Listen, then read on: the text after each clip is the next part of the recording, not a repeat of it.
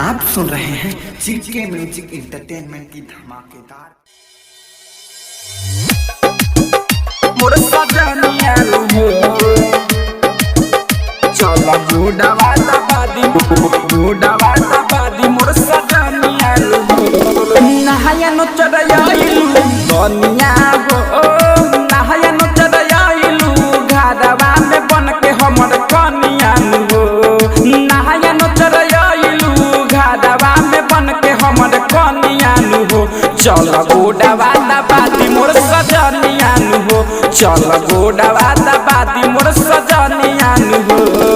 नहाया नो चढ़ाइलू घरवा में बन के हमर कनिया हो चल गुडवा बादी मोर सजनिया हो चल गुडवा बादी मोर सजनिया हो मिक्स बाय अंजित राज। चल गुडवा बादी मोर सजनिया हो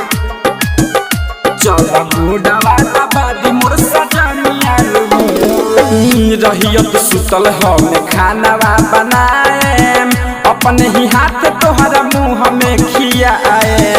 अपने ही हाथ तोहरा मुँह में खियाए रहियत सुतल हम खानावा बनाए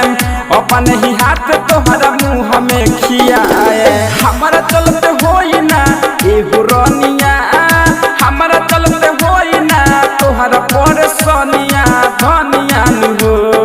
हमारा चलते होई ना तोहरा परेशानिया धनिया हो चल गुडवा बादी मोर सजनिया हो चल गुडवा बादी मोर सजनिया हो मिक्स बाय अंजित राज।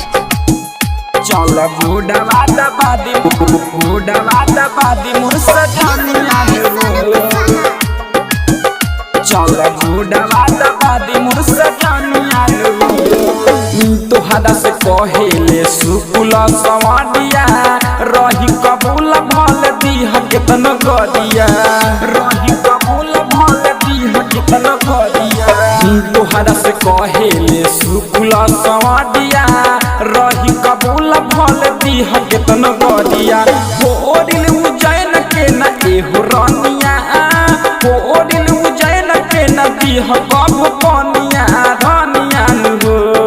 हो दिल उजैन के न दीह कब पनिया धनिया हो चल गुडवा बादी मोर सजनिया हो चल गुडवा बादी मोर सजनिया हो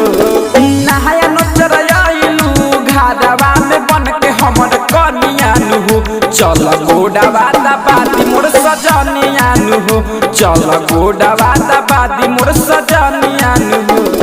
एकता रिकॉर्डिंग स्टूडियो सेमरा बाजार।